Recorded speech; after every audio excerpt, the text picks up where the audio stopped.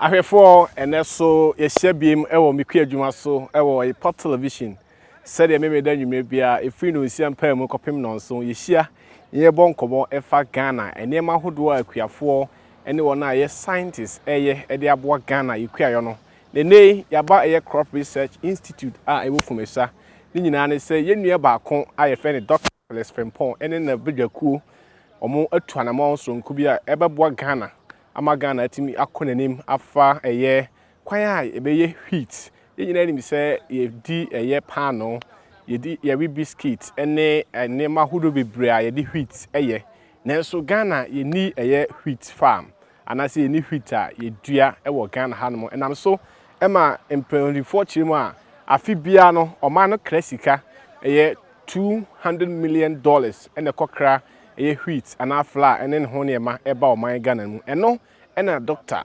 eye Felix Frimpong wo Crop Research Institute Fumesua ene eye Arima Farms akabom so omo behwe no modua eye wheat a beboa oman Ghana nkanko eno so nti ene nei empanifo atochoro nyina ababehiem ewo eye Fumesua ene yapa ho ntema se ne ohwe no port television so no empanifo akeka brofo akese bebre a ekire se indeed se Ghana yeso betimi adua wheat ama na ayeye ni nyina ne se eye kofabai eye owura Felix Frimpong a wo Crop Research Institute ana etu sa na mo na nei menu mienu ye ba beti dende nena ena mpanifo akansema hodo bebre ebi ka se indeed eye ade a abai ebe ya ade ebeboa oman no wona edo meye adwuma no eye kuafo na ekuafo no so omo wo nsase ahodo a omo betimi ede ayo enam so ema otumfo osetu abebio eye asantehene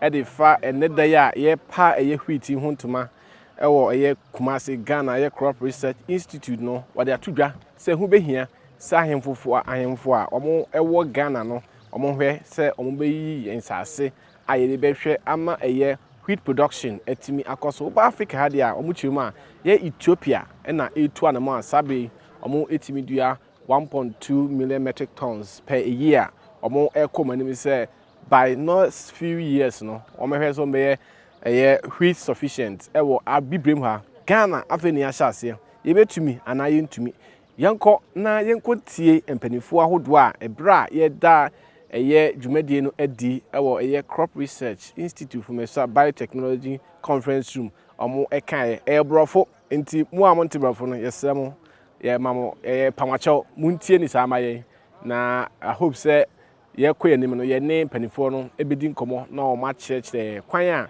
hwi omo befa na o maka na wo so watibie nti aha ena ye de AC na ye de makọ conference room hono ye wi a aha no demonstration site ya ba ya muhui aha ena wheat no se ne edua se ne sitie se ne nsitie no mpanifo ba be chechim ama wa wo hwe no so won se Ghana da bia no ha udua eyeye wo de chef mo ebi as usual your Inspector General of Agriculture Richmond Frimpong and asabre yebo amani anaze yenemo edi nkomoyi enti yemfa monko na yeba wa wo hwe bi no oso wahu se ampa se oman Ghana yetimi ekọ yenim omuchiremu a Togo ayebi Burkina ayebi na Nigeria ayebi nti Ghana so betimi aye amena yeye that do there ehia investors so am do omonsa anaso musika ba be him na production na timi akoso na ye dollar da bia na hode no form no ye sidia na hode no form no as against the major trading currency no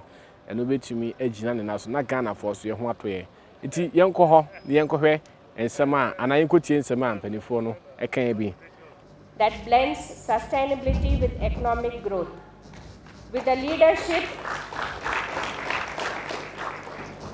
leadership of Dr. Felix Frimpong and CRI's current director, Professor Maxwell Darko Ashante, we proudly introduced the wheat initiative. One of the seeds was from India, developed by Green Pride, which is called Pride 999, alongside all the other varieties from CIMMYT, each carefully selected for high yields and climate resilience. We also acknowledge the contributions of CRI's former director, the late Professor Moses Bradford, whose leadership laid the foundation for ongoing agricultural advancements. We extend our deepest gratitude to His Majesty Otemfo Osai Tutu II and our traditional leaders for their unwavering support and commitment to agricultural transformation. To accelerate production, we urge the Varietal Release Committee to fast-track approvals, ensuring farmers can cultivate without delays, protecting intellectual property rights, and securing fair market access.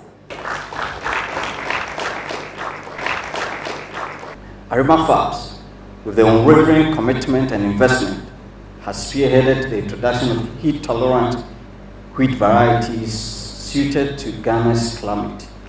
This visionary endeavor will not only reduce our dependence on wheat imports, but also create sustainable livelihoods for our people.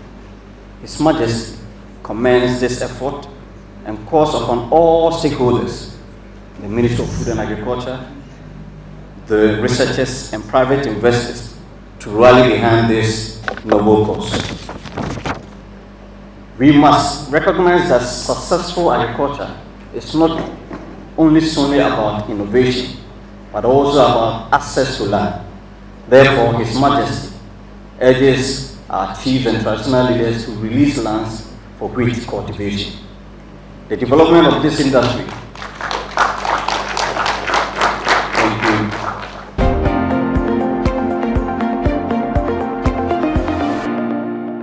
Sabi yensa aka Professor Marin Docas Queen ewo Binchen wano Deputy Director Emma CSIR mpanifo baako ani ono ene chairperson edema Ghana Wheat Initiative launch at Fumesua CSIR-Crop Research Institute ono asoye na ye twen aben mommy na ye ne di nkomo na ebusa ne say so far so good project ya dan edi den na yenhwe emfiri mpanifo enim ebra ya dan edi ene ya dan edi no ebetena ho anase we dey one day wonder yehu ne biem mommy ye ma o adosonko ba miku adwuma so e pa television amejidi say ho ye great ene una na ye chairperson Emma adwumadi ya dan edi what can say bebre and in your opening remarks no me say Ghana you spending almost $200 million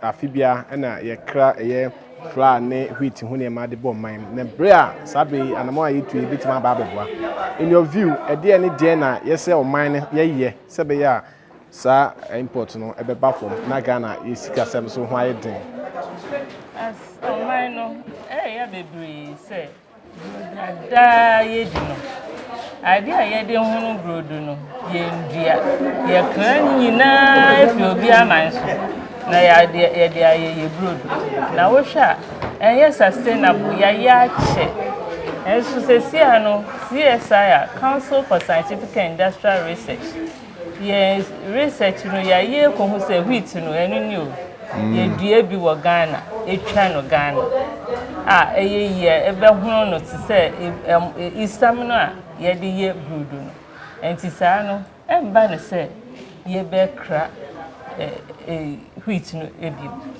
na wo hwa say $200 million a year and I spend the akra wheat na pa no ye hia be say 2 million po ye de be ye local production ye de be we research na local production the wheat na sim pepper so ye be twa ye wheat na ya export people ye share sufficiency, full sufficiency, sustainability. Enti sesi ano dia ye mpenifo ye wo research ne de ye see ye de ya hodin na research ne ti ahwe say wheat no ye be hu dia ebe ye pa wo ye man mu ya hwa major season, minor season and off season na wo betumi adua wheat se wo dua mo a wo twa wo mu wi a wo tumi dua wheat no and to wait now, and your ma aba, yeah, research and penny for any day, and say, yeah, whole dinner, research. Now, the idea if in penny for so no, when they say, or more support research, Sika Punch. Sika anka penny for Edekra a mono. Monfa bi embeta research no echi. Said ye declare wheat, near be better wheat local production echi. Said ye be ya say ye twa. Omo anka omode be hwehwe dollars akokra no. Who try no local. Enti we nya dollars bia enkokra. See this na ye be use. Na no ni import substitution. Ye be ye edi aboa. Enti dia yesra ne say aban ye wheat ni say ye due bi Ministry of Finance so oboaye. There is even a sub-regional initiative tax edisika esi ho for research wo wheat. Almost your ntumi mfa Ghana nka ho. Den tia Ghana ye bebi ye dua wheat. Na sisi ade ya demonstrate. Enti ye say that tax sika African Development Bank ahoden etechiri. Enti ye be here ye Ministry of Finance, ye be here Ministry of Agriculture, ye sector Ministry for Environment, Science and Technology, ye be here obi ahoden. Na ya no ayeden ya. Omodi sika beta sa wheat research ye chia.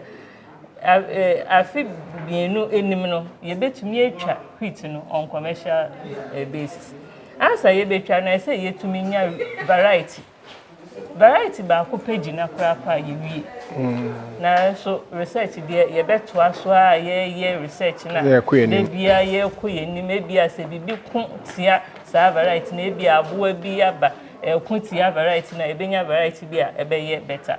Ebia opesi na yebenya variety bia ebeye better. Anti research ni there ya start eguso na yebenya ahoden kese so. Into here in the whole what can say yes ubia eboa na obo finance Ministry of Finance ye na yeso mo ye de boa eye wheat project sebe ya beti magina sesi ano afibia Ministry of Finance through our sector Ministry for Environment, Science and Technology omo twa sika bi man ya de research enti sa sika no omo betumi de omo ahoden abase yemfa ye wheat research yanka enyoma ye no sesi yemfa wheat no yanka yem prioritizing no mo man dedicated fund say yemfa ye wheat production. Now with this ye ne wona almost okra wheat eba Ghana no ye no mo to kese bi sebe ya onbewu say indeed Ghana yeso yetimi dua wheat man ye level of engagement na kwa kudu san ye wheat say ye ne won kasa dada omo aircraft wheat emily wheat Ghana Association of Industry ye ne won kasa nti sesi ana omo ina ni say ade no say ekọ enim a na we no ye no kwan bi so a ansa wheat no kra ye betwa no na atofo no wo hoda ekwan ben so na mafo amoye ne sa so sesi ano omo di edim pa omo eboa initiative a private sector company Arima Farms. Yes. And I know that India for a boy. Na say India boy there na yaban. Yaban de ginidi boy because I buy do oji agriculture. I know another aspect now we are engaging with other stakeholders. All the stakeholders along the value chain. We are engaging with them. Just say in himself, which no answer you be travel. Na atofuno you engage and I think there will also intensify communication aspect of it so I know so let me up train one na a teaching bench person or model music be invest because a lot of people one more normal flow you say be invest e will be we you be invest will be there will born on share no so gina say send am was e dey go akwam say as far as our project ya launching na babia eshita na you say Ghana timi wheat then it brings in people are more willing to come and invest in that sector. I don't know say if there is any policy or plan to that effect. Even say beyond this you launch we are no na akoda your website no na e dey atoto ho nti say we google you pick us up. And that's continuous engagement with stakeholders. So, our plans for what any stakeholders continually engaging and putting it out there. I'll be able to say, "Sir, you might be so here wow, here nim dear or and I am Ministry of Agriculture.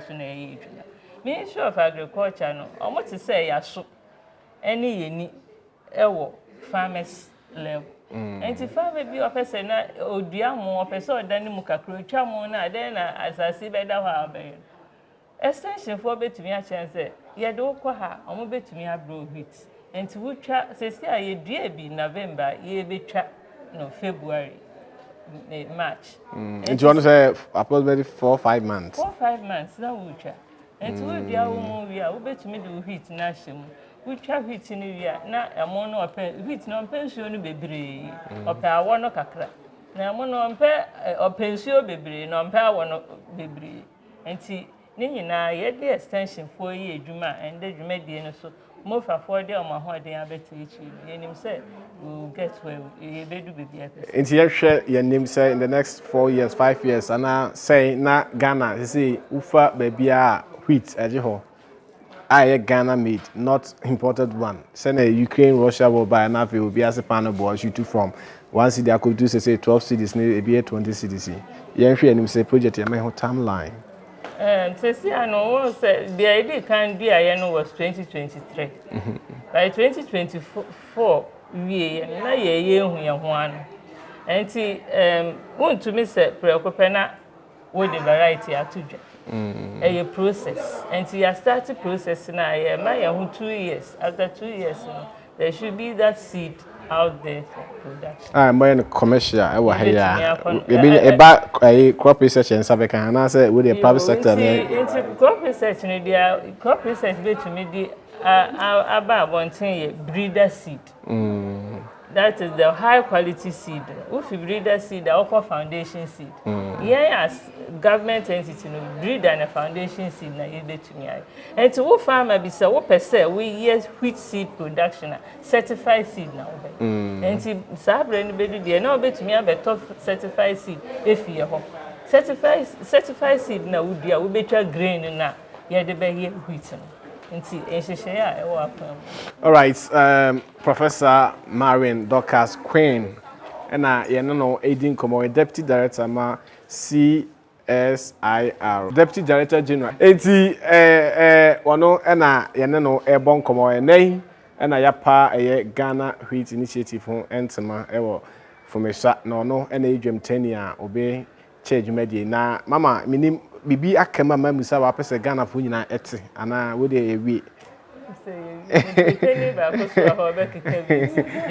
All right, mommy yada say no brewo mi kwu adwuma so e personal vision yada say bebre enti eye mi kwu adwuma so e na sabe woni gu so a hwe ye ne eye professor na ebo enkomo right.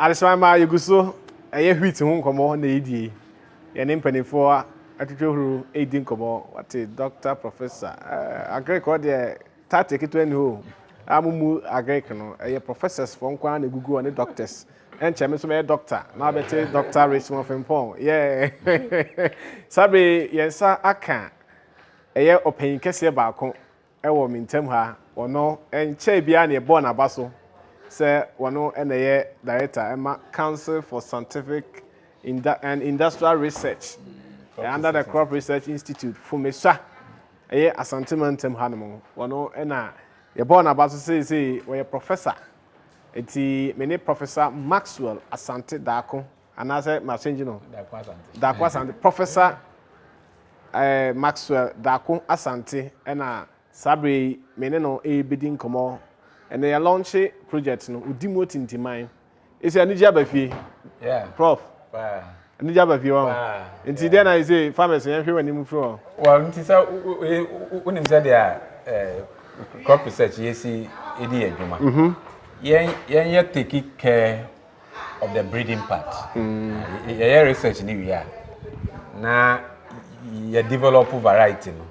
And no ye breeding no. If you are the seed no. And no mainly in adwuma no end with the seed. Timna mo ye seed no abaneba I dey bedua. Ye variety in itself. Strain no so see across why.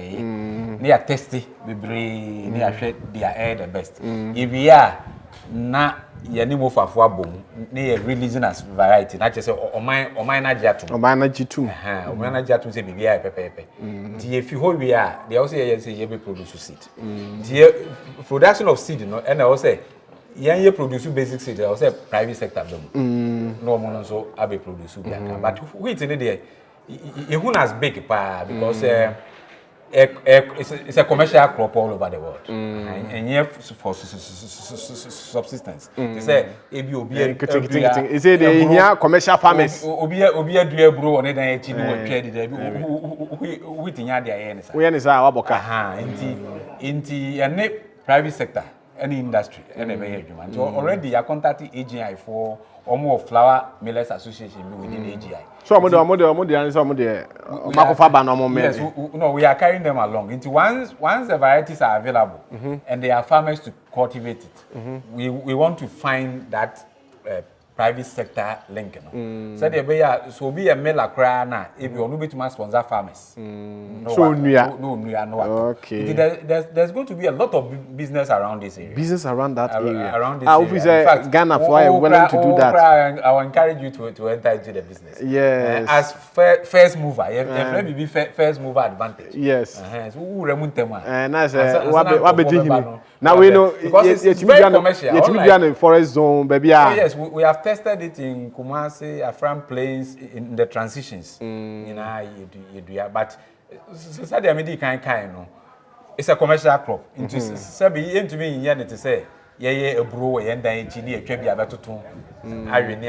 we should encourage more investors to come on board. More investors. I will say, in a big place. Farmers crab bidwe and no outgrowers. Oh, okay.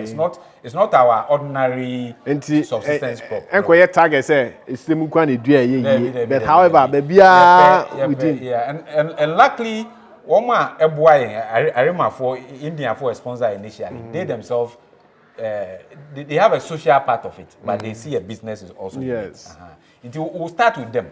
So we are encouraging Ghanaian businesses. Why we industry much to get on board. Why should you take somebody or no free India and also be lady Ghana? Am I Ghana? Idea wheat. Meanwhile, your Ghanaians our more capital. Meet my injecting to those things.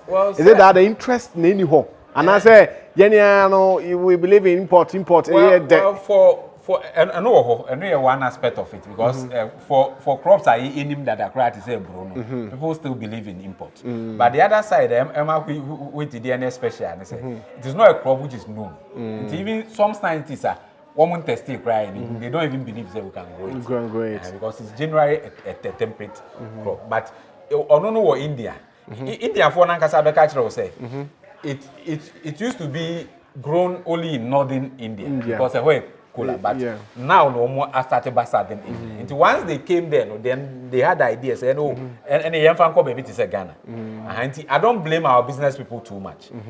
Once that it has started and people know that it can be grown, then I expect people to now invest. Ghana ni bena wabase ebia obeso crop research info ama matimi varieties so far no okay wheat side not over the wheat side but in general some companies we have worked with companies okay say your friend is saying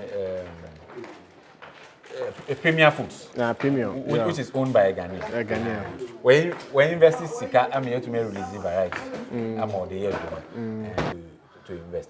But I must say that in general, no, not just the wheat, but all the things that we have done so far, we have not found the private sector to be as a strong supporter as we would have liked. And that's why we have changed strategy. That instead of sitting down, say, almost better the no bar. Sometimes we even send them flyers near them. We are going to aggressively go down to, and target people that we think have deep pockets and convince them to invest. And we are hoping we'll get one or two. We'll do all that. And I'm more approaching me so and I'm only meaning. I think the American chat to and say we are very excited. The major story in this today, they say wheat can be grown in Ghana and can be grown commercially. Until we are done with that first part of the research.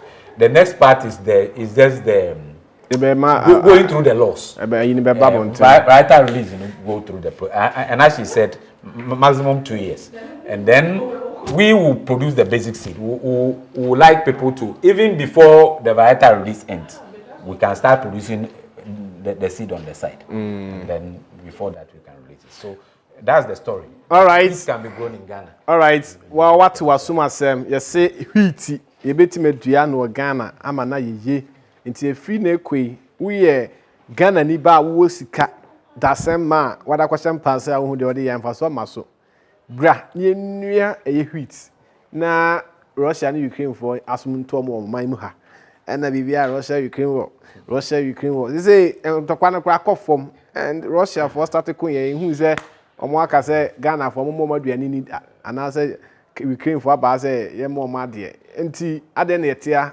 na yen pem koyenim na da be agina faako. This is a good initiative. India ni na be support say enhwema engina or Ghana. Also betime be the aboa beyond what the Indians are doing to support the growth of the agriculture sector. Nti ha na me Professor Maxwell Dakun Asante one director at the Council for Scientific and Industrial Research award Fumesua Crop Research Institute. Ya no ebo nkomo. Me gidi se wo hwe bi. Yesa eni nipa foforo be twenkomo e wo dwumadie no aso. Nti koso ne hwe eye me kwa adwuma e wo Ipa television. Ebia na opese obeso yasene anase impo dwumadie a crop research wa ye de so chen omo na be se ye ba mo na so a monto menkra e wa homato ifo iso 0268 90 90 20 0268 90 90 20 yanko ne ne Dr. Felix Frimpong ono na yekofa bae enhwe nkomo e wo dwumadie ho.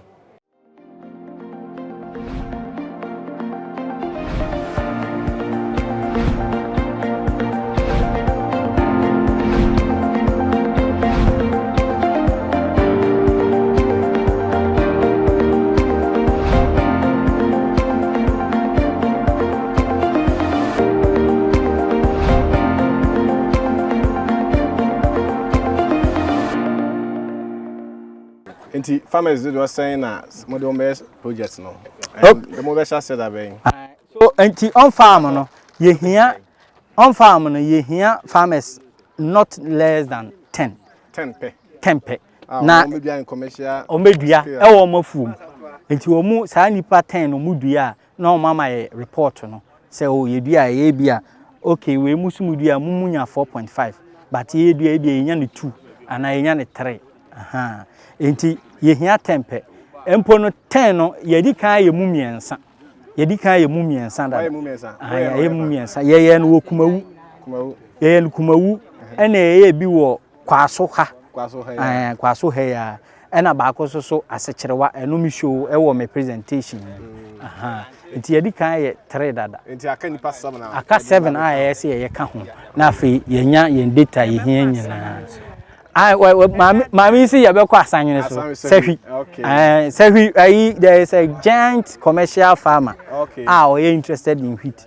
Eti onu say no, o se yemra na medua. Dr. Dati ewo mnobuam. Onu so ene ya o se me man seed.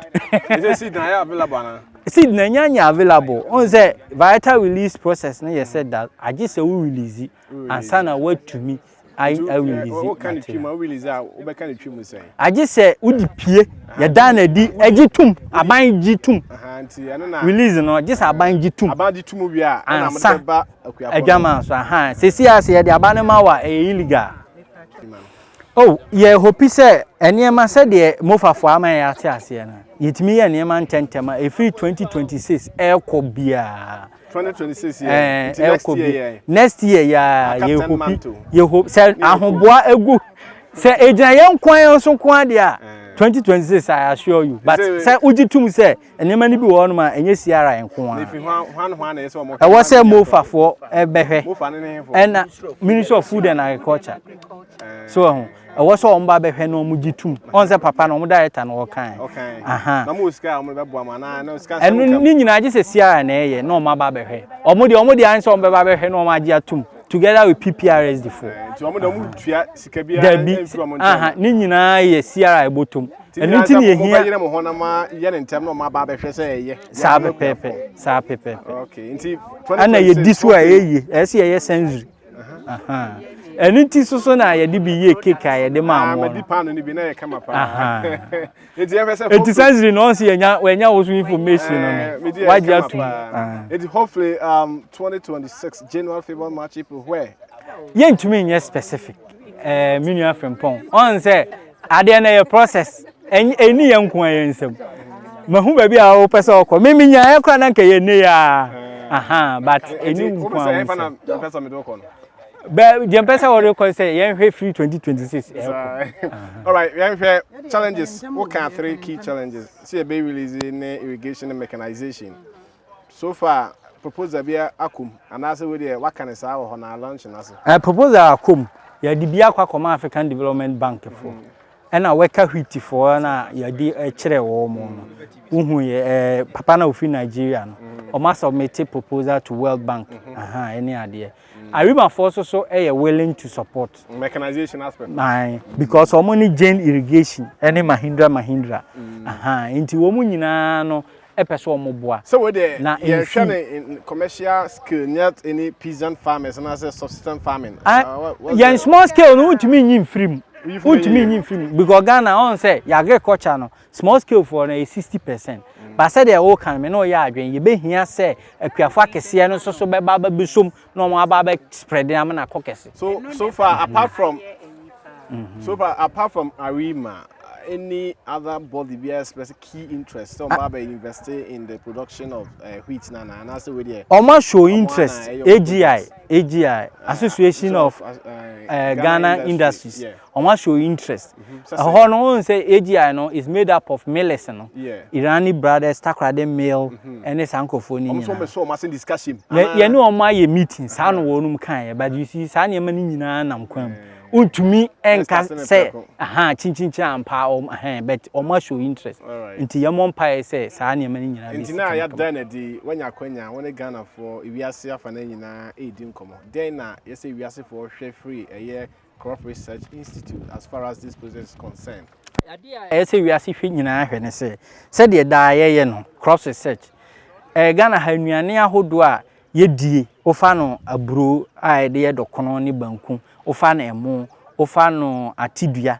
ofa no bode sanye mani nyina mebia CSIR-Crop Research eni yedi kan de ba adwama so sa pepe na ye pese Ghana fo hu se de ye ne da no ye susu ye be se di kan hwiti so ya sa de aba adwama so enti ade a ye pese Ghana fo nyina ehu eno no all right ahwefo amohwe mikua adwuma so ewo a television Dr. Felix Frimpong no na project okofa bae nti sabe ye koyanim na ye okay ni bibusa affect nti me ka che say am fertilizer ye de ma no said ye di gum na sa pepe before nipa be gun yes o hwe na soil research for so ye test I mean the any the prerequisite time bia is odi ka check time am be call for no say won to me nya ade ba kwa ya advice ye say afa kuku binigu asase no so na aboa rezi pH no on say yan asase na ya acidic